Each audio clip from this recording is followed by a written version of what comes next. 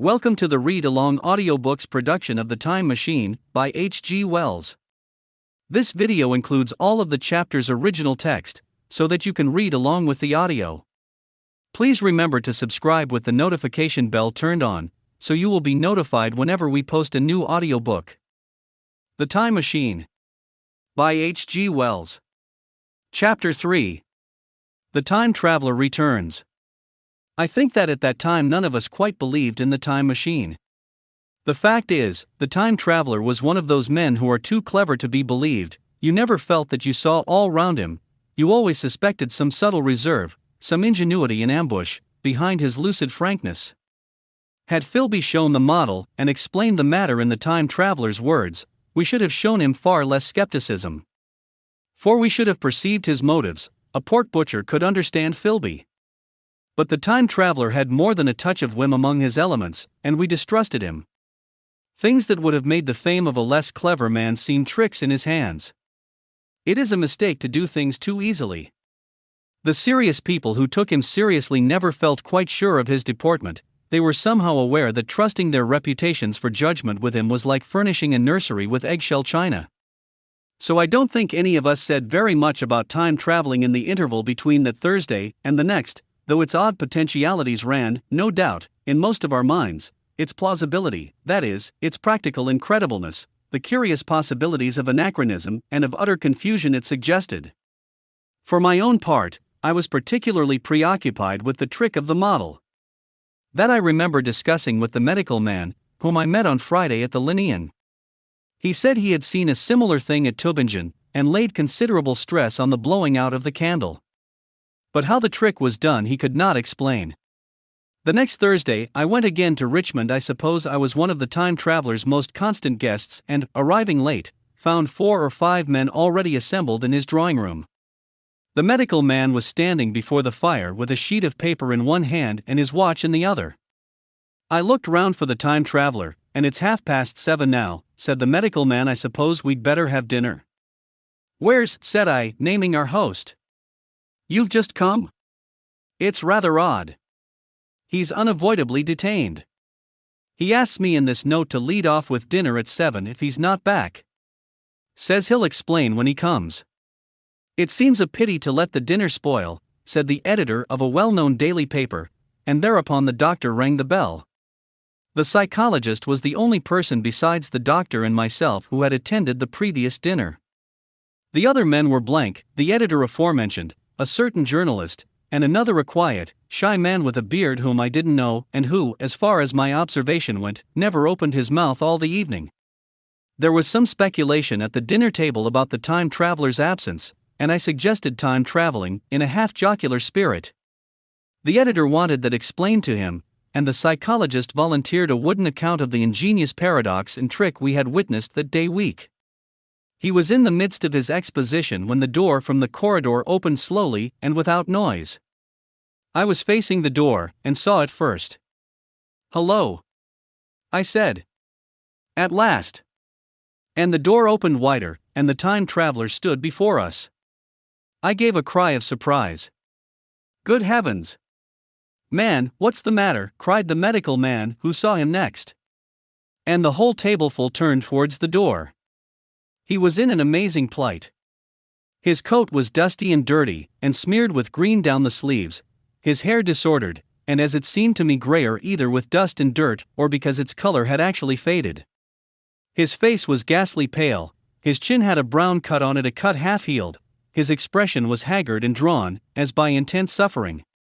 For a moment he hesitated in the doorway, as if he had been dazzled by the light. Then he came into the room. He walked with just such a limp as I have seen in footsore tramps. We stared at him in silence, expecting him to speak. He said not a word, but came painfully to the table, and made a motion towards the wine. The editor filled a glass of champagne, and pushed it towards him. He drained it, and it seemed to do him good, for he looked round the table, and the ghost of his old smile flickered across his face. "What on earth have you been up to, man?" said the doctor. The time traveler did not seem to hear. "Don't let me disturb you," he said, with a certain faltering articulation. "I'm all right." He stopped, held out his glass for more, and took it off at a draft. "That's good," he said. His eyes grew brighter, and a faint color came into his cheeks. His glance flickered over our faces with a certain dull approval, and then went round the warm and comfortable room. Then he spoke again, still as it were feeling his way among his words. "I'm going to wash and dress, and then I'll come down and explain things. Save me some of that mutton. I'm starving for a bit of meat." He looked across at the editor, who was a rare visitor, and hoped he was all right. The editor began a question. "Tell you presently," said the time traveler. "I'm funny. Be all right in a minute." He put down his glass and walked towards the staircase door. Again I remarked his lameness and the soft padding sound of his footfall, and standing up in my place, I saw his feet as he went out. He had nothing on them but a pair of tattered, blood-stained socks. Then the door closed upon him. I had half a mind to follow, till I remembered how he detested any fuss about himself. For a minute, perhaps, my mind was wool-gathering. Then, remarkable behavior of an eminent scientist, I heard the editor say, thinking, after his wont, in headlines. And this brought my attention back to the bright dinner table. "What's the game?" said the journalist. "Has he been doing the amateur cadger? I don't follow." I met the eye of the psychologist, and read my own interpretation in his face. I thought of the time traveler limping painfully upstairs. I don't think anyone else had noticed his lameness. The first to recover completely from this surprise was the medical man, who rang the bell. The time traveler hated to have servants waiting at dinner for a hot plate. At that the editor turned to his knife and fork with a grunt, and the silent man followed suit. The dinner was resumed. Conversation was exclamatory for a little while with gaps of wonderment, and then the editor got fervent in his curiosity. "Does our friend eke out his modest income with a crossing? Or has he his Nebuchadnezzar phases?" he inquired. "I feel assured it's this business of the time machine," I said, and took up the psychologist's account of our previous meeting. The new guests were frankly incredulous. The editor raised objections. What was this time traveling? A man couldn't cover himself with dust by rolling in a paradox, could he? And then, as the idea came home to him, he resorted to caricature. Hadn't they any clothes brushes in the future? The journalist, too, would not believe at any price, and joined the editor in the easy work of heaping ridicule on the whole thing. They were both the new kind of journalist, very joyous, irreverent young men. Our special correspondent in the Day After Tomorrow reports, the journalist was saying, or rather shouting, when the time traveler came back. He was dressed in ordinary evening clothes, and nothing save his haggard look remained of the change that had startled me. "I say," said the editor hilariously, "these chaps here say you have been traveling into the middle of next week. Tell us all about little Roseberry, will you? What will you take for the lot?" The time traveler came to the place reserved for him without a word. He smiled quietly, in his old way. "Where's my mutton?" he said. "What a treat it is to stick a fork into meat again." "Story," cried the editor. "Story be damned," said the time traveler. "I want something to eat. I won't say a word until I get some peptone into my arteries." "Thanks. And the salt?" "One word," said I. "Have you been time traveling?" "Yes," said the time traveler, with his mouth full, nodding his head.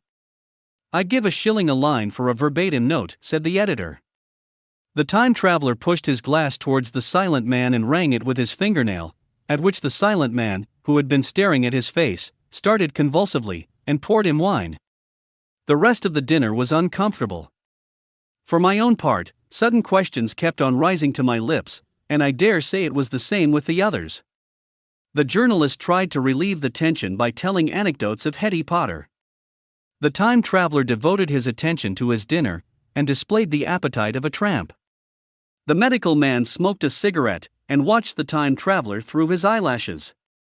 The silent man seemed even more clumsy than usual, and drank champagne with regularity and determination out of sheer nervousness.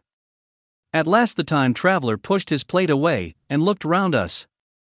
"I suppose I must apologize," he said. "I was simply starving. I've had a most amazing time." He reached out his hand for a cigar, and cut the end. But come into the smoking room.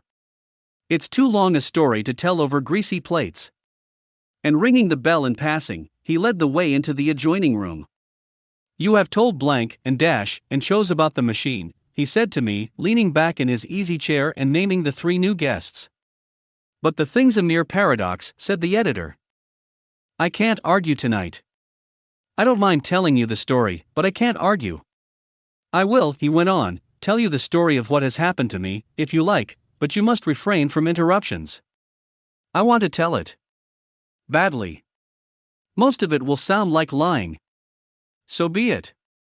It's true, every word of it, all the same. I was in my laboratory at 4 o'clock, and since then, I've lived 8 days, such days as no human being ever lived before.